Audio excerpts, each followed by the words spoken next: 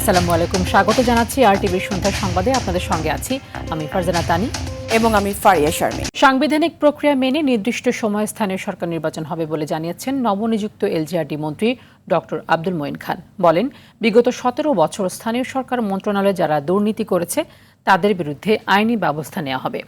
তথ্যমন্ত্রী আন্দালিব রহমান বলেছেন, ফ্যাসিবাদ আমলে সংবাদ মাধ্যমের হাত বেঁধে দেওয়া হয়েছিল।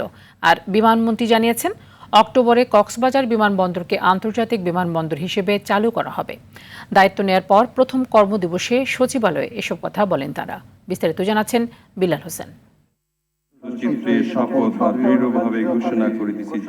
সরকারের প্রথম 6 মাসেই রদবদল হয় মন্ত্রিসভার। শুক্রবার শপথের পর রোববার সচিবালয়ে নিজ নিজ মন্ত্রণালয়ে মন্ত্রীরা কৌশল বিনিময় করেন কর্মকর্তাদের সাথে। আপনি আসার পর এগুলো কি এ সময় গণমাধ্যম কর্মীদের নবনিযুক্ত স্থানীয় সরকার মন্ত্রী বলেন, 17 বছরের অব্যবস্থাপনা গরিব মানুষের উন্নয়ন ও জনগণের অধিকার প্রতিফলন হয়নি। 8, 14 এবং 18 এবং 24 এই 4টি নির্বাচন আসলে সেটা জনগণের ইচ্ছা প্রতিফলিত করে নাই।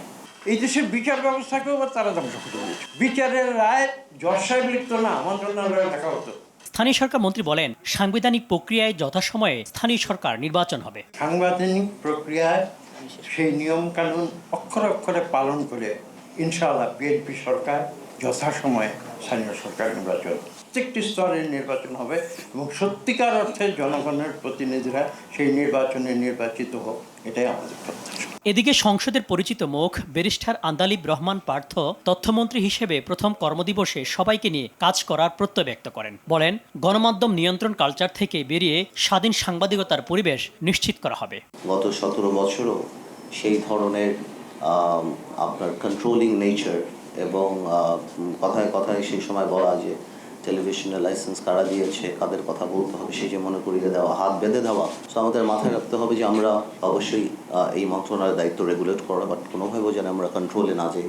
বেসামরিক বিমান ও পর্যটন প্রতিমন্ত্রী থেকে পূর্ণমন্ত্রীর দায়িত্ব পেয়ে এম রশিদুজ্জামান মিল্লাত বলেন, মধ্যপ্রাচ্যে ফ্লাইটের সংখ্যা বাড়বে, সেই সাথে আগামী বছরে বিমানে যুক্ত হবে 10টি বোয়িং। ফ্লাইট সংখ্যা অভ্যন্তরীণ বাড়ানোর আমাদের আপাতত চিন্তা নেই, যেগুলো আছে চলছে ভালো, এবং বাজেট এয়ারলাইন আনার জন্য আমরা চেষ্টা করতেছি। কম পয়সায় যাত্রীরা যাতে সব অভ্যন্তরীণ এবং ইন্টারন্যাশনাল ভ্রমণ তারা করতে পারে। দক্ষতা আর জবাবদিহিতা বাড়িয়ে দৃশ্যমান পরিবর্তন আনার আহ্বান জানিয়েছেন নবনিযুক্ত খাদ্যমন্ত্রী আফরোজা খানম। আর দেশে যাতে খাদ্য মজুদে ভালো ভূমিকা রাখতে পারে দেশে, সেদিকেও কাজ করব। আর মানুষ যাতে নিরাপদ খাদ্য পায়।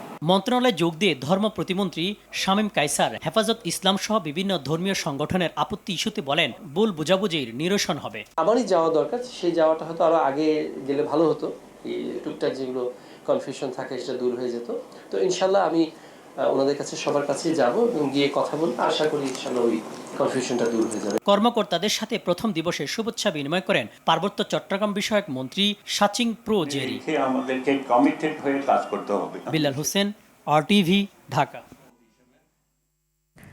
দেশের স্বাধীনতা ও সার্বভৌমত্ব রক্ষার পাশাপাশি অভ্যন্তরীণ শান্তি শৃঙ্খলা ও দুর্যোগ মোকাবেলায় বেসামরিক প্রশাসনকে সহায়তায় নৌ ও বিমান বাহিনীর গুরুত্বপূর্ণ অবদানের কথা উল্লেখ করে তাদের ধন্যবাদ জানান প্রধানমন্ত্রী তারেক রহমান। সকালে ঢাকা সেনানিবাসে বিমান বাহিনীর সদর দপ্তরে নৌ ও বিমান বাহিনী নির্বাচনী পর্ষদ 2026-এর উদ্বোধনকালে এ কথা বলেন প্রধানমন্ত্রী। এই সময় পদোন্নতির ক্ষেত্রে রাজনৈতিক মতাদর্শ ও ব্যক্তিগত পছন্দ অপছন্দের ঊর্ধ্বে উঠে পেশাগত দক্ষতা, নেতৃত্ব, শৃঙ্খলা, সততা, বিশ্বস্ততা ও যোগ্যতাকে গুরুত্ব দেওয়ার নির্দেশ দেন প্রধানমন্ত্রী। পরে বিমান বাহিনীর বিভিন্ন গুরুত্বপূর্ণ অপারেশনাল স্থাপনা সরেজমিনে পরিদর্শন করেন সরকার প্রধান।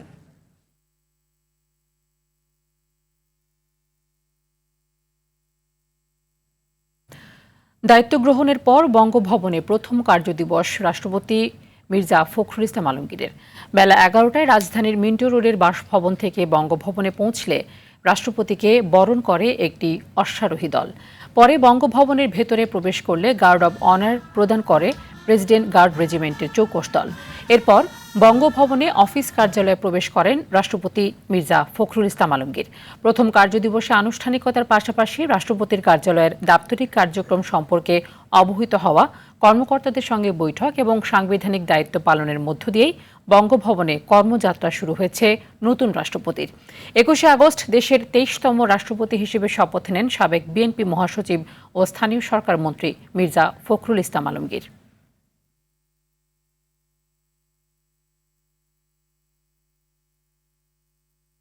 বৈশ্বিক ও প্রাকৃতিক নানা সংকটের মধ্যেই সরকার জনগণের সামাজিক সুরক্ষা অব্যাহত রাখার চেষ্টা করছে বলে মন্তব্য করেছেন বিএনপির ভারপ্রাপ্ত মহাসচিব রুহুল কবির রিজভী।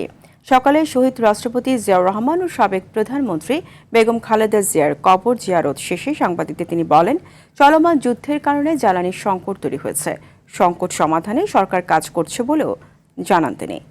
শামীম চৌধুরী রিপোর্ট। প্রধানমন্ত্রীর রাজনৈতিক উপদেষ্টার দায়িত্ব পাওয়ার পর রবিবার সকালে বিএনপির ভারপ্রাপ্ত মহাসচিব রুহুল কবির রিজভীকে সঙ্গে নিয়ে রাজধানীর শেরেবাংলা নগর জিয়া উদ্যানে যান জহির উদ্দিন স্বপন।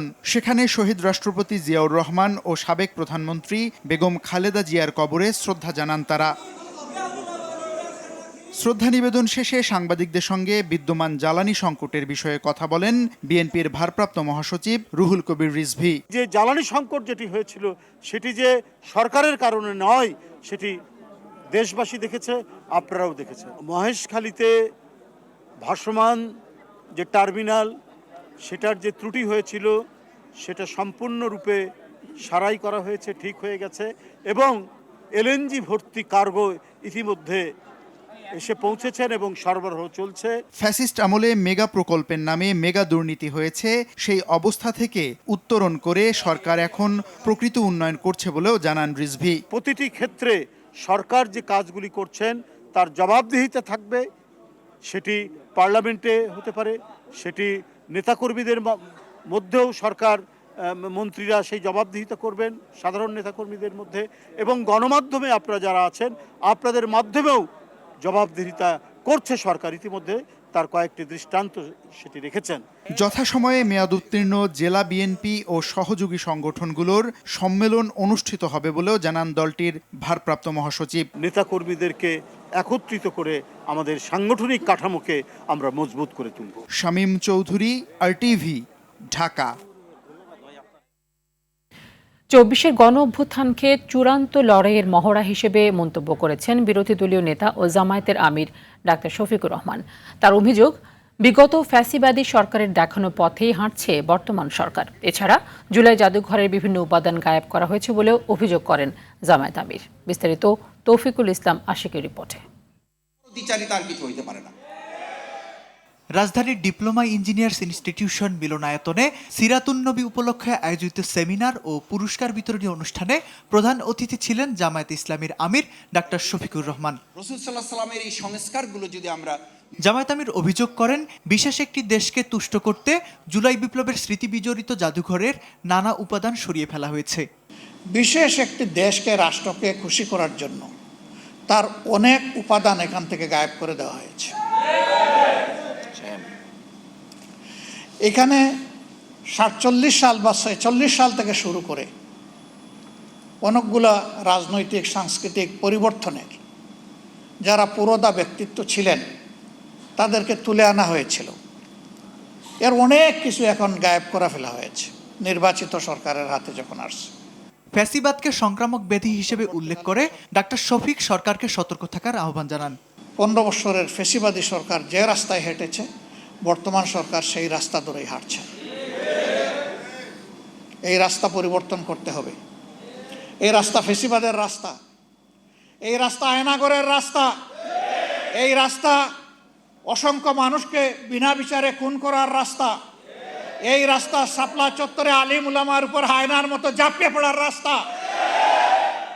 এদিকে জাতীয় প্রেস ক্লাবে মোহাম্মদ সেলিম উদ্দিন রচিত জুলাই বিপ্লবের প্রত্যাশা মানবিক ঢাকার পুনর্গঠন গ্রন্থের প্রকাশনা উৎসবে জামায়াতের সেক্রেটারি জেনারেল মিয়া গোলাম পরোয়ার বলেন, বিগত 17 বছর জামায়াত রাজপথ, কারাগার ও জনগণের লড়াইয়ের ময়দানে উপস্থিত ছিল। ঝুঁকিপূর্ণ সময়ে ইন্টারনেট নাই, গাড়ি নাই, কারফিউ, দেখামাত্র গুলি, কেউ বেরোতে পারছে না। সংবাদ সম্মেলন করে ঝুঁকিপূর্ণ সময় ঘোষণা দিলাম ছাত্র জনতার এই আন্দোলনে আমাদের দেশবাসীকে ঝাঁপিয়ে পড়তে হবে। আমাদের বন্ধু সংগঠনের অনেক নেতারা ওই আন্দোলনের উত্তাল সময় তারা বলেছেন এই আন্দোলনের সাথে আমরা নাই। Record is there. City corporation নির্বাচনে জনগণের নিরপেক্ষ রায় প্রতিফলিত হলে জামায়াতের প্রার্থী জয়ী হবেন বলেও মন্তব্য করেন মিয়া গোলাম পরোয়ার।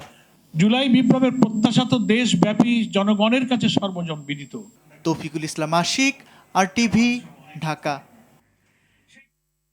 অর্থ মন্ত্রণালয় সম্পর্কিত সংসদীয় স্থায়ী কমিটি যথাযথভাবে কাজ করছে না বলে অভিযোগ করেছেন কমিটির সদস্য ও জাতীয় নাগরিক পার্টি দক্ষিণাঞ্চলের মুখ্য সংগঠক ও সংসদ সদস্য হাসনাত আব্দুল্লাহ।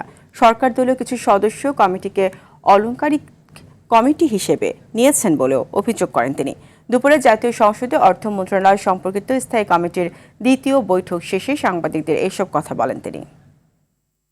সরকার দলের কিছু সদস্য এই কমিটিটাকে একটা অলংকারিক কমিটি হিসাবে নিয়েছে। প্রত্যেক দিন একই ধরনের অজুহাত, যে স্টাডি করে আসে নাই, আবার একটু সময় লাগবে, অন্য দিন করা হোক, আজকে না হোক আবার করা হোক। অর্থ মন্ত্রণালয়ের এনবিআর বিষয়ের এই ধরনের কমিটিতে যদি এই ধরনের কথা বলা হয় যে মিটিংয়ের এজেন্ডা বড় হয়ে গিয়েছে, আবার সময় দেওয়া হোক, এই ধরনের এক্সকিউজ দেওয়ার প্রবণতা ছিল। এবং এক সময় আমি বলতে বাধ্য হয়েছি যে এই মিটিংকে আমি আসলে আপনাদের সিদ্ধান্তের সাথে আমি একমত হতে পারলাম না। বিমান বাহিনীর wing commander Saifur Rahman BNP নেতা ইলিয়াস আলীর গুমের সঙ্গে সরাসরি জড়িত বলে জানিয়েছেন আন্তর্জাতিক অপরাধ ট্রাইব্যুনালের চিফ প্রসিকিউটর আমিনুল ইসলাম। বিকেলে ট্রাইব্যুনাল 1 গুমের মামলায় সাইফুরকে গ্রেফতার দেখিয়ে কারাগারে পাঠানোর নির্দেশ দিলে একথা বলেন তিনি। যদিও অভিযোগ অস্বীকার করে জামিন চেয়েছিল আসামি পক্ষ। আরও জানাচ্ছেন জিএম মাহমুদ। বিমান বাহিনীর মাইক্রোবাসে করে ট্রাইব্যুনালে আনা হয় উইং কমান্ডার সাইফুর রহমান সাইফকে। পরে বিএনপি নেতা ইলিয়াস আলীর গুমের মামলায় অভিযুক্ত এই আসামিকে তোলা হয় এজলাসে। এর আগে আওয়ামী শাসনামলে শতাধিক মানুষকে গুম খুনের মামলায় সাবেক সেনা কর্মকর্তা জিয়াউল আহসানের বিরুদ্ধে সাক্ষ্যে উঠে আসে সাইফুরের নাম। তদন্তে ইলিয়াস আলী গুমের ঘটনায় তার সম্পৃক্ততা পায় তদন্ত সংস্থা। এর প্রেক্ষিতে ট্রাইব্যুনালের গ্রেপ্তারি পরোয়ানায় ২৬ জুলাই তাকে আটক করে সামরিক পুলিশ। তিনি র্যাবে কর্মরত ছিলেন এবং জিয়াউল হাসানের অন্যতম সহযোগী ছিলেন। তার বিরুদ্ধে ইলিয়াস আলী সহ অনেক ভিকটিমকে গুম করার প্রত্যক্ষ সাক্ষ্য প্রমাণ তার বিরুদ্ধে আছে। ভবিষ্যতে আপনারা আরও দেখতে পাবেন। তবে চাকরিরত বিমান বাহিনীর এই কর্মকর্তার বিরুদ্ধে প্রসিকিউশনের আনা অভিযোগ অস্বীকার করেন আসামি পক্ষের আইনজীবী। তার বিরুদ্ধে এলিগেশন প্রমাণিত হয়েছে, কথাটা সঠিক নয়। He is a serving air force officer, সুতরাং তার বিরুদ্ধে কোনো ক্রিমিনাল রেকর্ড নাই। থাকলে সে এয়ারফোর্সে থাকতে পারতো না। প্রসিডিং শুরু হবে, ট্রায়াল শুরু হবে আরও পরে। এর আগে তিনি কি করে বলেন যে প্রমাণিত হয়েছে? ২০১২ সালের ১৭ এপ্রিল রাতে রাজধানীর বনানী থেকে নিখোঁজ হন সিলেট বিএনপির সাংগঠনিক সম্পাদক ইলিয়াস আলী। ১৪ বছরেও সন্ধান মেলেনি দুইবারের নির্বাচিত এই সংসদ সদস্যের। GM Mahmud, RTV, Dhaka. মাদক সেবনে বাধা দেয় রংপুর নগরীর মাসুয়াপাড়া এলাকায় জেলা স্কুলের সাবেক শিক্ষক গণপতি চক্রবর্তী সহ একই পরিবারের 4 জনকে হত্যা করা হয়েছে। এই ঘটনায় মুগ্ধ ও সিদ্ধার্থ নামের 2 যুবককে আটক করেছে পুলিশ। দুপুরে রংপুর মেট্রোপলিটন পুলিশ কমিশনার কার্যালয়ে সংবাদ সম্মেলনে এসব তথ্য জানান মেট্রোপলিটন পুলিশ কমিশনার আব্দুল মাবুদ। রংপুর থেকে জাহাঙ্গীর আলম বাদলের তথ্যচিত্রে জানাচ্ছেন নাদিরা সুলতানা। বৃহস্পতিবার রাতে অবসরপ্রাপ্ত শিক্ষক গণপতি চক্রবর্তীর বাড়ির ছাদে ইয়াবা সেবন করছিলেন মুগ্ধ ও সিদ্ধার্থ নামের 2 যুবক। বিষয়টি টের পেয়ে খালি গায়ে গলায় গামছা নিয়ে ছাদে ওঠেন গণপতি চক্রবর্তী। তখন ওই গামছা দিয়েই তাকে হত্যা করা হয়। পরে তার স্ত্রী প্রীতিলতা উপরে উঠতে গেলে তাকেও সিঁড়িতেই হত্যা করে ঘাতকরা। এরপর তাদের 2 সন্তান আগামী চক্রবর্তী, প্রাপ্তি ও আয়ুষকে শ্বাসরোধে হত্যা করা হয়। ঘটনার বর্ণনা দিতে গিয়ে কান্নায় ভেঙে পড়েন পুলিশ কমিশনার। রংপুর জেলা স্কুলের 5ম শ্রেণীর ছাত্র প্রিয়ম, আমার ছেলের বয়সী, সেই প্রিয়মকে তারা গলায় কাপড় পেঁচিয়ে হত্যা করে এবং এক পর্যায়ে একটা বালিশ চাপা দিয়ে হত্যা করে। হত্যাকাণ্ডের পর বাড়িটি তালা দিয়ে পালিয়ে যায় অভিযুক্তরা। সংবাদ সম্মেলনে 2 জনকে গ্রেফতারের তথ্য দিয়ে হত্যাকাণ্ডের বিস্তারিত তুলে ধরে পুলিশ। 8-10 পরে মাদক সেবন করতেছিল গণপতি স্যার, এটা বাধা দেওয়ার কারণে সেই বখাটে যুবকরা পরিকল্পিতভাবে তারা ওনাকে খুন করে।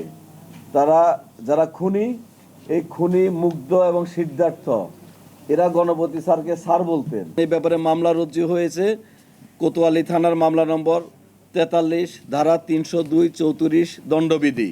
শনিবার রাতে নগরীর মাছুয়াপাড়া এলাকার তালাবদ্ধ বাড়ি থেকে রংপুর জিলা স্কুলের সাবেক শিক্ষক গণপতি চক্রবর্তী, তার স্ত্রী এবং 2 সন্তানের মরদেহ উদ্ধার করা হয়। নাদিরা সুলতানা, RTV। রেকর্ড দামে বিক্রি হচ্ছে বিভিন্ন জাতের সুগন্ধি চাল। কয়েক সপ্তাহের ব্যবধানে মানভেদে কেজি প্রতি দাম বেড়েছে 50 থেকে 60 টাকা। চাল ব্যবসায়ীরা বলছে, রপ্তানি বেড়ে যাওয়ায় স্থানীয় পর্যায়ে এই চালের দাম বেড়েছে। তবে consumer association of Bangladesh CAB আর অর্থনীতিবিদদের মতে অসাধু চক্রের যোগ সাজসে চালের দাম বেড়েছে অস্বাভাবিকভাবে। বিস্তারিত মিশুক হাওলাদারের প্রতিবেদনে।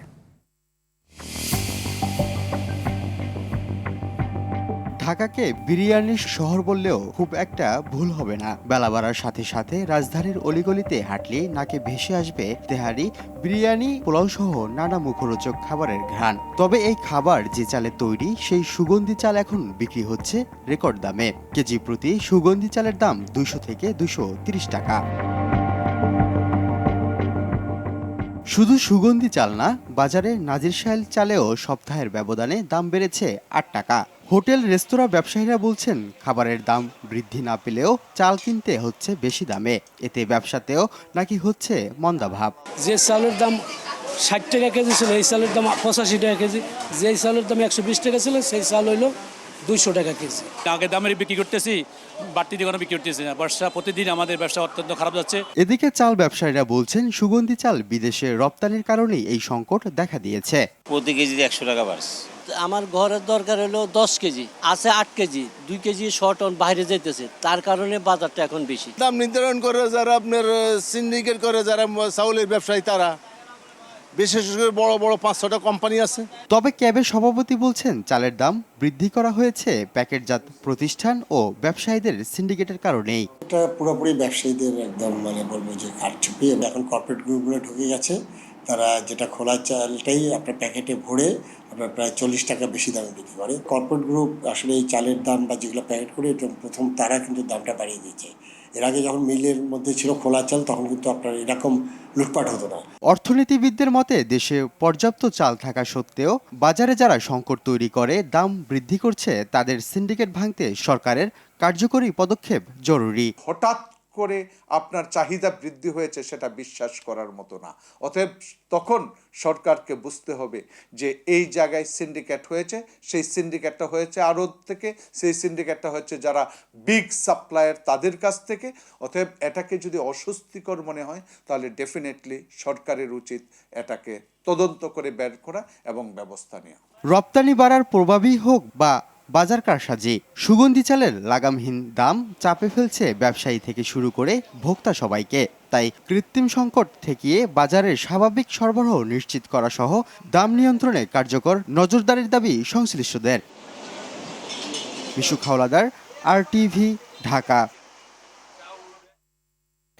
রোহিঙ্গা সংকটের দ্রুত সমাধানের চেষ্টা করছে সরকার, জানিয়েছেন আইনমন্ত্রী মোহাম্মদ আসাদুজ্জামান। জাতীয় প্রেস ক্লাবে নীতি গবেষণা কেন্দ্রের উদ্যোগে আয়োজিত রোহিঙ্গা সংকট, বর্তমান বাস্তবতা ও ভবিষ্যৎ করণীয় বিষয়ে আলোচনা সভায় তিনি একথা জানান। মন্ত্রী বলেন, রোহিঙ্গাদের মানবাধিকার রক্ষায় মিয়ানমারকে অবশ্যই কার্যকর পদক্ষেপ নিতে হবে, এ বিষয়ে তাদের চাপে রাখতে হবে। সভায় নীতি গবেষণা কেন্দ্রের ট্রাস্টি সদস্য SK তৌফিক M হক, এক্সিকিউটিভ ডিরেক্টর শাকিল আহমেদ বক্তব্য রাখেন।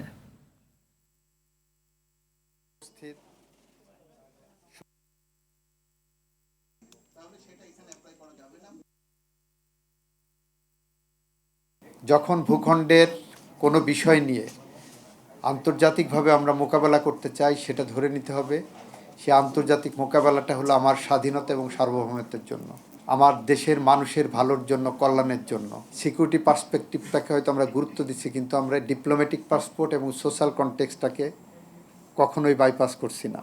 আমাদের মাননীয় প্রধানমন্ত্রী যে উদ্যোগ নিয়েছেন, সেই উদ্যোগের পিছনে আপনারা আপনাদের জায়গা থেকে সোশ্যাল প্রেশার গ্রুপ হিসাবে কিংবা আমাদের ওয়াচডগ হিসাবে আপনারা ভূমিকা রাখবেন, যাতে জাতীয় কনসেনসাস তৈরি হয়। বাংলাদেশে থাকা রোহিঙ্গাদের আশ্রয় 10 বছর যেন 20 বছরে পরিণত না হয় সেই শঙ্কার কথা তুলে ধরেছেন পররাষ্ট্র প্রতিমন্ত্রী শামা ওবায়দ ইসলাম। রোহিঙ্গা সংকট মিয়ানমারে তৈরি হয়েছে, তাই মিয়ানমারেরই এর সমাধান খোঁজা প্রয়োজন বলেও উল্লেখ করেন তিনি। সকালে হোটেল লেকশোরে রোহিঙ্গা সংকটের 10 বছরে মানবিক সহায়তা থেকে টেকসই সমাধান শীর্ষক সেমিনারে দেয়া বক্তব্যে তিনি এই শঙ্কার কথা বলেন। সরকারের মূল উদ্দেশ্যই হল রাখাইন রাজ্য অর্থাৎ রোহিঙ্গাদের নিজস্ব জন্মভূমিতে নিরাপদ, স্বেচ্ছায় মর্যাদাপূর্ণ ও টেকসই প্রত্যাবাসন। এটি কেবল কোনো কূটনৈতিক পথ নয়, এটি সামনে এগোনোর একমাত্র টেকসই উপায় বললেন পররাষ্ট্র প্রতিমন্ত্রী। রোহিঙ্গা সংকট মিয়ানমারে তৈরি হয়েছে, মিয়ানমারেরই এর সমাধান খোঁজা প্রয়োজন। রোহিঙ্গাদের ভেরিফিকেশন প্রক্রিয়ায় ক্যাম্পে জন্ম নেওয়া শিশুদের যুক্ত করতে হবে। বাংলাদেশ আশা করছে প্রধানমন্ত্রী তারেক রহমানের চায়না সফরে যে আশ্বাস দেয়া হয়েছে তা তারা রাখবে। জালিয়াতি করে 2.25 কোটি টাকা আত্মসাতের অভিযোগে পদ্মা ব্যাংকের সাবেক এমডি আব্দুল মোতালেব পাটোয়ারি সহ 10 জনের বিরুদ্ধে মামলা করেছে দুদক। দায়িত্ব গ্রহণের পর দুর্নীতি দমন কমিশনের চেয়ারম্যান AKM আসাদুজ্জামানের নেতৃত্বে নতুন কমিশন প্রথম কোনো মামলার অনুমোদন দিল। সংবাদ সম্মেলনে দুদকের উপপরিচালক আক্তারুল ইসলাম বলেন, MH এন্টারপ্রাইজের কর্ণধার মমিনুর রহমান ভুয়া কাগজপত্র তৈরি করে প্রায় 2 কোটি টাকা আত্মসাৎ করেন। এতে সহযোগিতা করেন পদ্মা ব্যাংকের সাবেক এমডি আব্দুল মোতালেব পাটোয়ারি সহ 9 জন।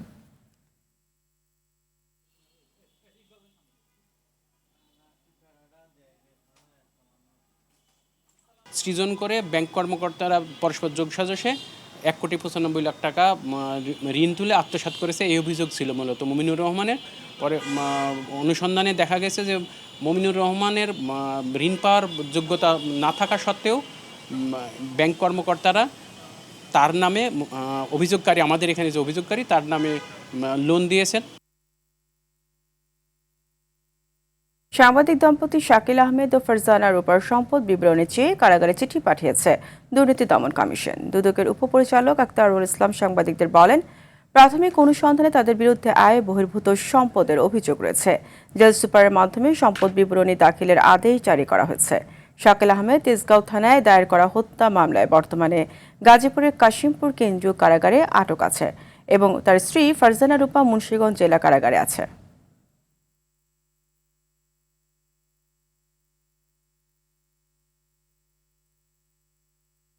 আগামী 1 মাসের মধ্যে প্রাথমিক বিদ্যালয়ের শ্রেণী কার্যক্রম থেকে নিয়ে প্রশাসনিক কার্যক্রম পরিচালনার জন্য নতুন নীতিমালা প্রণয়ন করা হবে বলে জানিয়েছেন প্রাথমিক ও গণশিক্ষা মন্ত্রণালয়ের প্রতিমন্ত্রী ববি হাজ্জাজ। সকালে বরিশাল শিল্পকলা একাডেমির হলরুমে প্রাথমিক শিক্ষায় শ্রেণী কার্যক্রম পরিচালনা, মনিটরিং, জবাবদিহিতা ও প্রশাসনিক কাঠামো সংস্কার শীর্ষক দিনব্যাপী প্রশিক্ষণ কর্মশালার উদ্বোধনী অনুষ্ঠানে একথা জানান তিনি। শিক্ষিত বাংলাদেশ গড়তে সবার মতামত নিয়ে নীতিমালা তৈরি করা হবে বলেও জানিয়েছেন তিনি।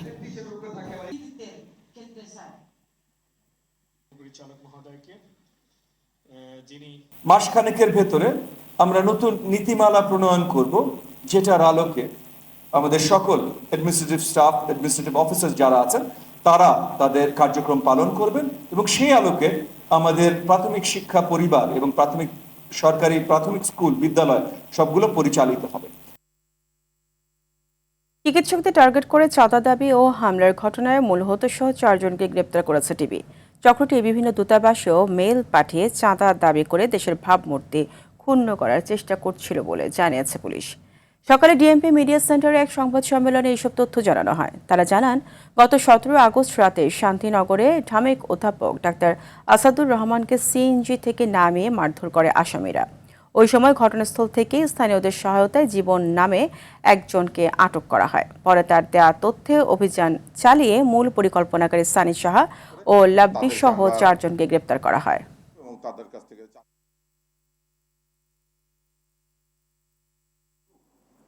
না, দুটো ভিন্ন গ্রুপ। তারা একটি গ্রুপ আছে যে গ্রুপ দেশের বিভিন্ন বর্ণাঢ্য ব্যক্তি, ধনাঢ্য ব্যক্তি এবং পেশাগত যে সমস্ত বড় বড় ব্যক্তি আছে তাদেরকে টার্গেট করে তাদের ঠিকানা জোগাড় করে, তাদের পেশাগত তথ্য সংগ্রহ করে এবং তাদের নিকট থেকে মোটা অঙ্কের টাকা দাবি করে। মাতারবাড়ি সমুদ্র বন্দরকে কেন্দ্র করে তৈরি হচ্ছে 12,500 কোটি টাকার আধুনিক গ্রিন শিপ বিল্ডিং ও মেরামত কেন্দ্র। সম্পূর্ণ আন্তর্জাতিক অর্থায়ন ও প্রযুক্তিতে নির্মিত হতে যাওয়া এই প্রকল্পে মিলবে 2টি বিশালাকার ড্রাই ডক, যা বদলে দেবে দেশের নৌ বাণিজ্য ও মেরিটাইম সেক্টরের বৈশ্বিক চিত্র। সম্প্রতি এই green ship building and repairing hub গড়ে তোলার প্রস্তাবে নীতিগত অনুমোদন দিয়েছে নৌ পরিবহন মন্ত্রণালয়। আন্তর্জাতিক মানের এই স্থাপনা নির্মিত হলে সরাসরি 1300 জন দক্ষ প্রকৌশলী সহ পরোক্ষভাবে অন্তত 3900 মানুষের বিশাল কর্মসংস্থানের সুযোগ তৈরি হবে। সন্ধ্যা সংবাদ এ পর্যন্তই। রাতের সংবাদ 11:15 দেখার আমন্ত্রণ রইল। ধন্যবাদ সবাইকে। ধন্যবাদ।